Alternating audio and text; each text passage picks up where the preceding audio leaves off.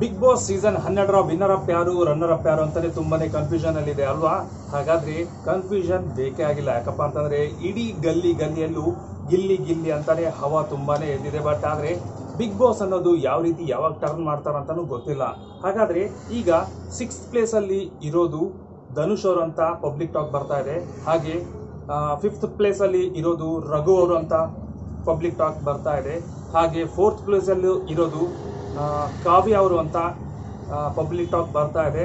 ಇನ್ನು ಅಪ್ಡೇಟ್ಸ್ಗಳು ಬರ್ತಾ ಇದ್ದಾವೆ. ನೋಡಬೇಕು ಇಷ್ಟಕ್ಕೂ ಯಾರು ವಿನ್ ಆಗ್ತಾರೆ, ಯಾರು ರನ್ನರ್ ಅಪ್ ಆಗ್ತಾರೆ ಅಂತ ಸ್ವಲ್ಪ ಕನ್ಫ್ಯೂಷನ್ ಅಲ್ಲಿದೆ. ಬಟ್ 99.99% ಗಿಲ್ಲಿ ಅವರೇ ಅಂತ ಹೇಳ್ಬೋದು.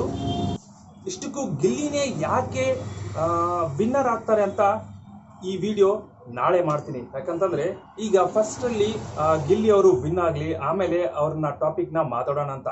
ಇವತ್ತು ಗ್ರ್ಯಾಂಡ್ ಫಿನಾಲೆ ನಡೀತಾ ಇದೆ. ಇಡೀ ಕರ್ನಾಟಕನೇ ಕಾದು ಕೂತಿದೆ.